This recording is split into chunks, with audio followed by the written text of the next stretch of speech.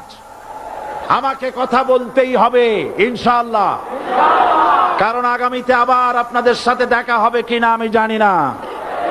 কথা বলতেই হবে। বসেন, কেউ দাঁড়িয়ে থাকবেন না।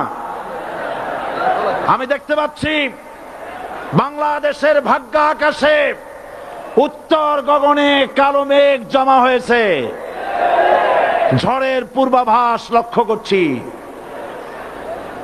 যদি মোকাবেলা করতে না পারেন সক্ষম ভাবে, এমন অন্ধকার গাঢ় কালো অমাবস্যার রাত আসতে পারে যার সুবে সাদেক হওয়া অসম্ভব।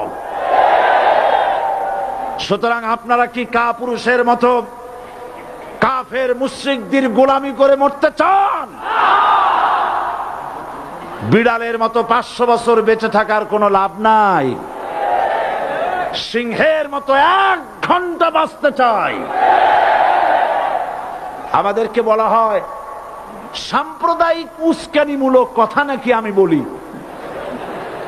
পত্রপত্রিকা দিছে না তারা? সাম্প্রদায়িক উস্কানি কথা, সাম্প্রদায়িক উস্কানিমূলক কথা বলি। সেই জন্যই বোধহয় শত শত মুসলিম আমাদের কাছে এসে মুসলমান হয়। মানুষে আর বোকা বানানো যাবে না। যাবে কি? আর বোকা বানানো যাবে? তারপর বলছে কি? এরপরে বলছে আমাকে বলছে রাজাকার। শুনে রাখো চট্টগ্রামের লক্ষ লক্ষ জনতা, পার্লামেন্টে যখন আমাকে এই কথা বলা হয়েছিল, আমার পার্লামেন্টের কলিগ জাফরুল্লাহ চৌধুরী সাহেব বসে আছেন এখানে।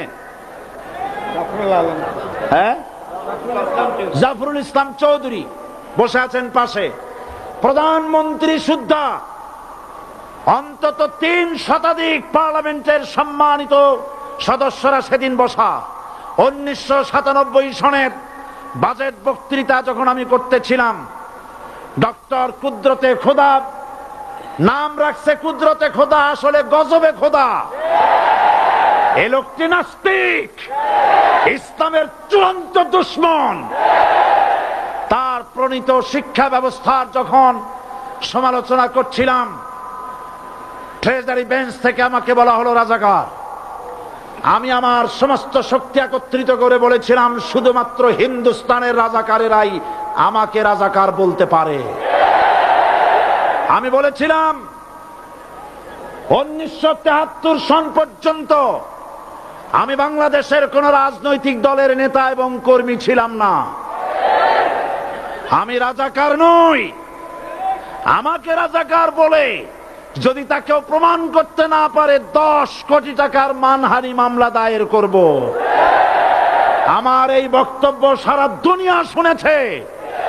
পার্লামেন্টে আমার এই বক্তব্য রেকর্ড হয়ে আছে।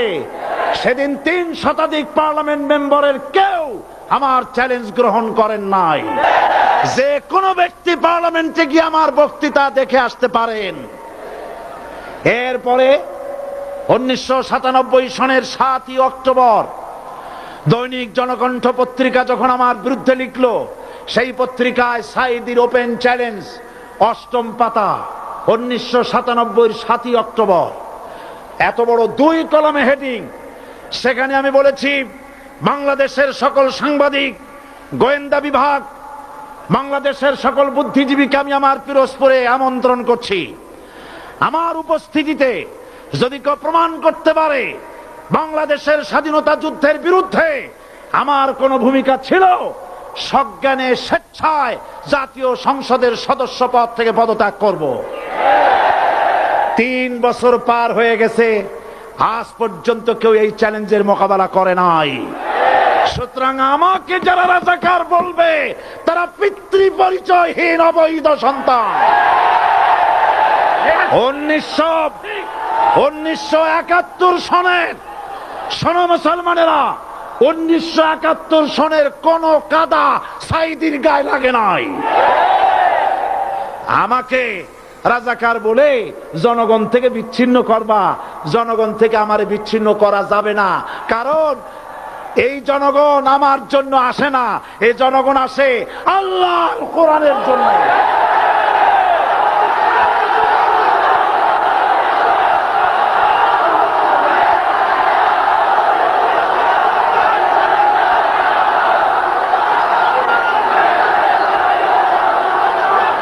আজকে আর যারা ইসলামের কথা বলে, যারা ইসলামের কথা বলে তারাই রাজাকার, তারাই মৌলবাদী। মৌলবাদী বললে আমরা অসন্তুষ্ট হই না, কারণ মৌলবাদী শব্দটা আসছে মূল থেকে। মৌল শব্দ এসেছে মূল থেকে। মূলবাদী তার মানে যারা মূলে আছে। মূল হলো কোরআন, মূল হলো হাদিস, মূল হলেন আল্লাহ, মূল হলেন আল্লাহ রসুল। আমরা আছি মূলে। এখন বলেন তো মূলের শক্তি বেশি না আগার শক্তি বেশি? আমাদের যারা মৌলবাদী বলে ওরা হলো আগাবাদী। মূলে আছে কত কোটি? 12 কোটি। মূলে আছে কত কোটি? আর আমাদের যারা মৌলবাদী বলে ওই থাকো গাছের আগায়, আমরা মূলে। লাফালাফি বেশি করবা না, 12 কোটিতে গাছের গোড়া আসতে নানা দেবে, মামু বাড়ি দিল্লি গিয়ে পড়বা, বাংলার জমিনে জায়গা হবে না। এ কথা বিশ্বাস করো। বাংলাদেশের মুসলমানদের শরীরে এক বিন্দু রক্ত থাকতে শয়তানের তৈরি করা ধর্ম নিরপেক্ষ মতবাদ বাংলার জমিনে কায়েম হতে দেওয়া হবে না, হবে না।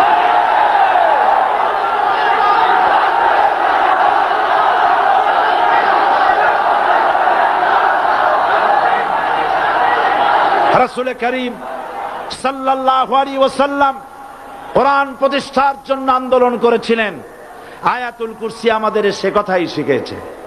আল্লাহ রাব্বুল আলামিন বলেন, আল্লাহু লা ইলাহা ইল্লা হুয়াল হাইয়ুল কাইয়্যুম। প্রাণ খুলে পড়েন, আল্লাহু লা ইলাহা ইল্লা হুয়াল হাইয়ুল কাইয়্যুম।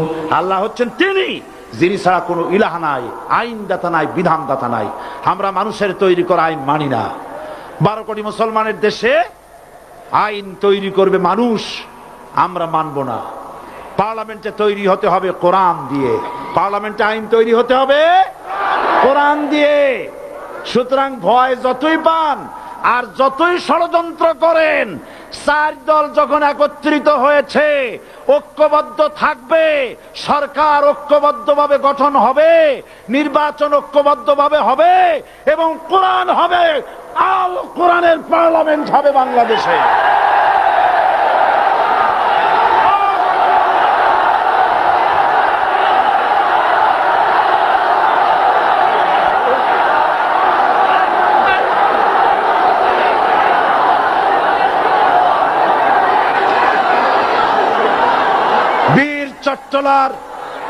বীর চট্টলার মুসলমানেরা, বীর চট্টলার মুসলমানেরা স্বাধীনতার ঘোষণা, এই চট্টগ্রাম থেকে স্বাধীনতার মহান ঘোষক প্রেসিডেন্ট জিয়াউর রহমান সাহেব দিয়েছিলেন। এই চট্টগ্রাম থেকেই ইসলামী রাষ্ট্রের ঘোষণা হবে।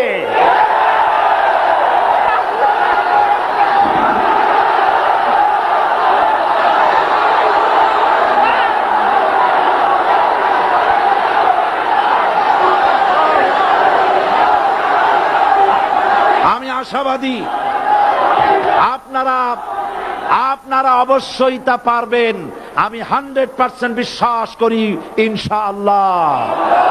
কারণ যে ষড়যন্ত্রের মোকাবেলা করে স্থানীয় রাজনৈতিক দলের নেতৃবৃন্দ কোরআনের মাহফিল সিনায় এনেছেন, আমি প্রথম দিনই বলেছি চট্টগ্রাম তাফসিরুল কোরআন মাহফিল কোন রাজনৈতিক দলের প্রতিনিধিত্ব করে না। এটা কোন জামাত শিবিরের একক সম্পদ নয়, এটা চট্টগ্রামের মুসলমানদের কলিজার টুকরা তাফসিরের মাহফিল। সুতরাং এই মাহফিল চট্টগ্রামে থাকবে ইনশাআল্লাহ কিয়ামত পর্যন্ত। 144 ধারা 288 হয়ে গেছে, ষড়যন্ত্র পায় পায় চলে গেছে।